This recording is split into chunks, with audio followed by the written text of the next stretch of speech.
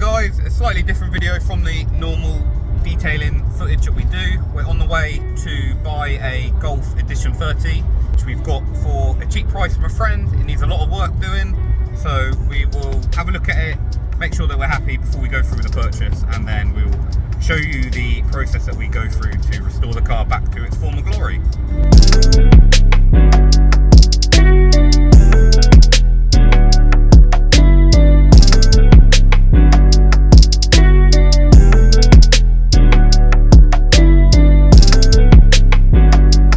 Before we get too far into the video, if you enjoy the content, we'd really appreciate if you hit that subscribe button.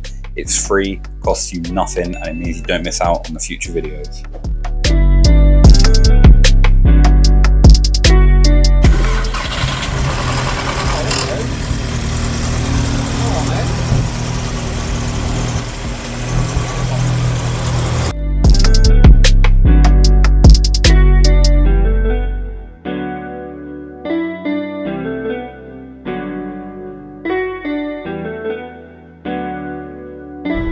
Okay guys, I'm in the Edition 30, we've bought it, I'm on the way home. You have to excuse the really bad camera angle because I don't have a phone mount and I don't have my microphone equipment, so apologies if you can't hear me. We've got a car, it actually drives really well. There's a few little bits and pieces that we need to do.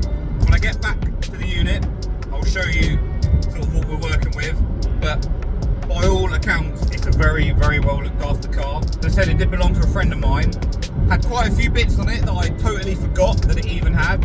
Like it's got a Aston Martin front brake kit, got some suspension work done, it's been remapped, so it goes really well.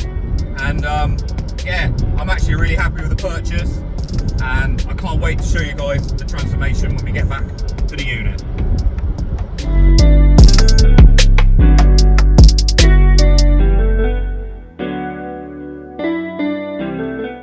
In the daytime, it looks really bad.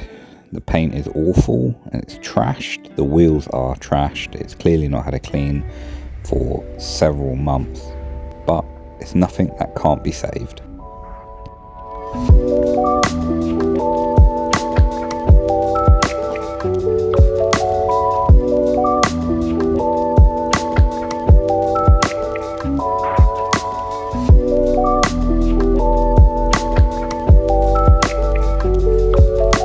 Right, one of the first things that we're going to do on this Golf in terms of modifications and restoration is to get this steering wheel retrimmed.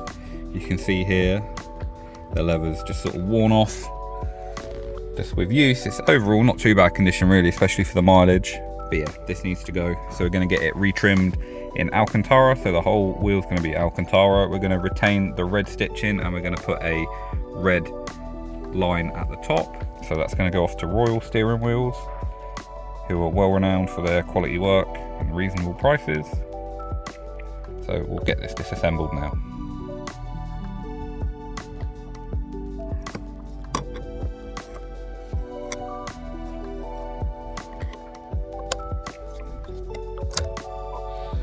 Oh, geez, I forgot how much of a fiddly pain in the backside that was. But now we have the airbag removed, so I'll just get these connections taken off, get the airbag out, and the rest of the wheel off. Just going to use this 12mm multi-spline piece to get the center nut off. That's in nicely. Reasonably tough, not too bad.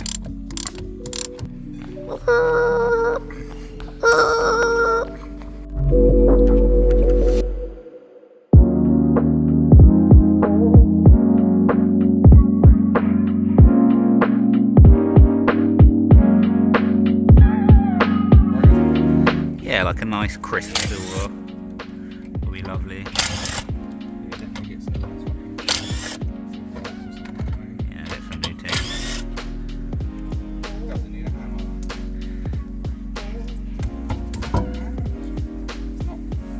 Not too bad. Thank you. Taking the wheel off, and I did say it was lowered, but I couldn't remember what suspension it was on. We are sitting on, if I scrape this dirt off, They are Bilstein, or Bilstein, however you say it. They appear to be B16s. They have the adjustment at the bottom. Arch is obviously pretty dirty, so I'll give that a clean up. And over the front, Dan's very kindly helping me. I love how rusty it is, and yet the sticker is pretty sweet. Typical Bilsteins, isn't it? But yeah, looks alright.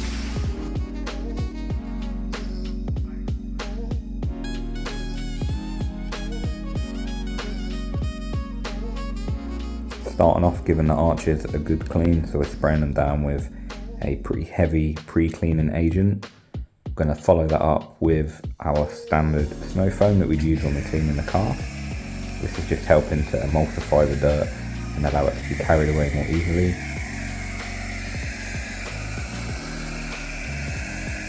It's very satisfying when you get to see all the dirt drip away.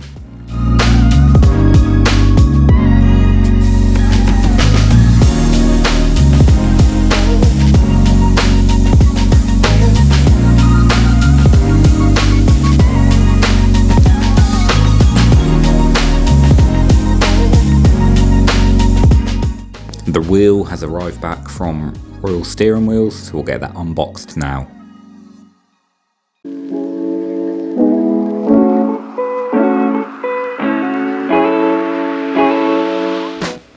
Oh, they give you a little note as well, I like that.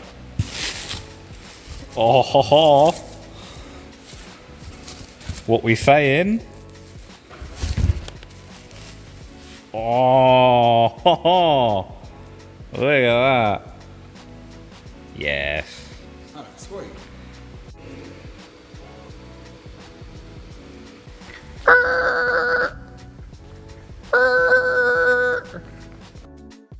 The wheels definitely needed refurbishment. Fortunately, there is a decent painter at the end of our industrial estate, Sean, who kindly took on the task of getting them painted up for me. So they've been shot blasted here. The finished article is here. They've had new Continental Sport 7 contact tyres put on as well. We also got some pretty much new Michelin PS5s on the back. Put up my Wimbledon. I'll straight in with the Ugga Duggers. Shoot, stuck underneath it. Excellent.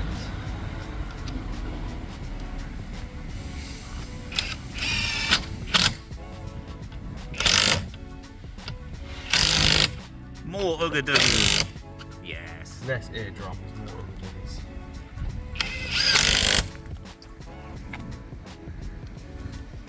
The car's still clearly a work in progress, but even just having the wheels back on with a bit of tyre dressing makes it look way better.